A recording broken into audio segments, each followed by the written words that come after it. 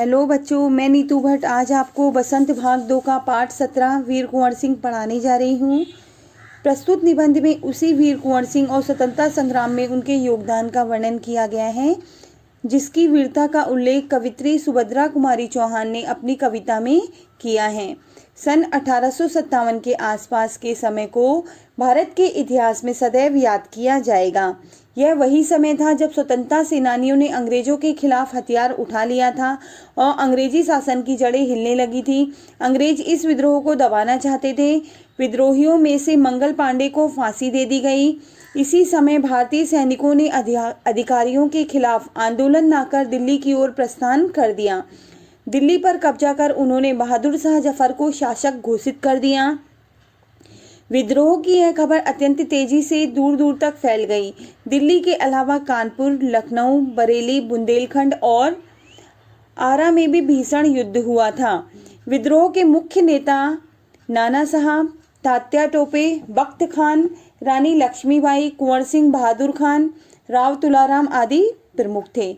आज़ादी प्राप्ति की दिशा में बढ़ाया गया यह एक कदम था, जिस पर राष्ट्रीय एकता और आंदोलन का सूत्रपात हुआ। वीर कुंवर सिंह का जन्म बिहार राज्य में शाहाबाद जनपद के जगदीशपुर में सन 1782 ईस्वी में हुआ था। उनके पिता साहबजादा सिंह जगदीशपुर रियासत के जमींदार थे। उनकी माता का नाम पंचरत्न कुंवर था। पारिवारिक उलझनों के कारण उनकी देखभाल ठीक से न हो सकी। उनके पिता के स्वाभिमानी और उदार स्वभाव का प्रभाव कुंवर सिंह के व्यक्तित्व पर भी पड़ा। कुंवर सिंह का मन पढ़ने लिखने से ज़्यादा घुड़सवारी, तलवारबाजी और कुश्ती में लगता था। सन 1827 में जब कुंवर सिंह ने अपनी रियासत की जिम्मेदारी संभाली, उस समय अंग्रेजों का अत्याचार चरम सीमा पर था। लोगों में असंतोष तथा कृषि उद्योग और व्यापार का बुरा हाल था। यह देख उन्होंने अंग्रेजों से मुकाबला करने का निश्चय किया। जगदीशपुर के जंगलों में रहने वाले बसुरिया बाबा ने कुंवर सिंह के मन में देशभक्ति एवं स्वाधीनता की भावना उत्पन्न की। उन्होंने बनारस, मथुरा, कानपुर, लखनऊ जाकर विद्रोह की गुप्त योजनाएं बनाई। वे बिहार के सोनपुर मेले में बैठकों की योजना बनाया करते थे। 1857 में दानापुर की सैनिक टुकड़ी ने विद्रोह कर दिया और कुंवर सिंह का जयघोष करते हुए आरा में जेल की सलाखें तोड़कर कैदियों को आज़ाद कर दिया। कुंवर सिंह ने आरा पर विजय प्राप्त की। इसका प्रभाव सारे बिहार पर फैल गया। अनुशासन की कमी, जमींदारों का असहयोग, शस्त्रों की कमी के कारण जगदीशपुर में अंग्रेजी सेना से कुंवर सिंह की सेना हार गई। परंतु कुंवर सिंह निराश न होने के बजाय भावी संग्राम की योजना बनाने में जुट गए।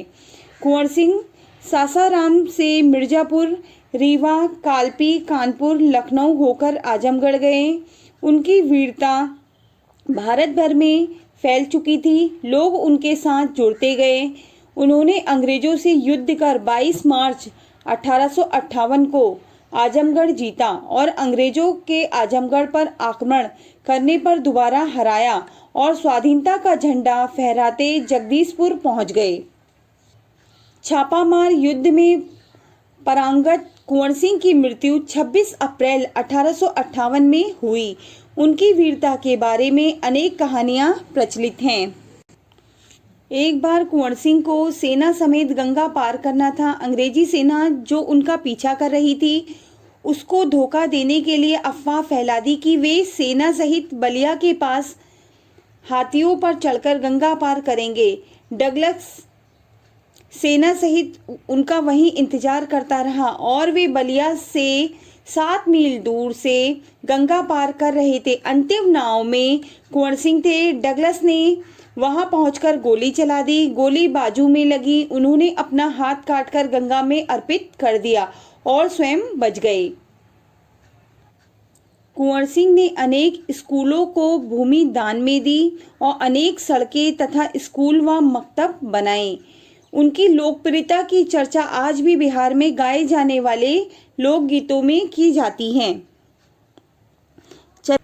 बच्चों, यहीं पे यह पाठ का सार समाप्त होता है।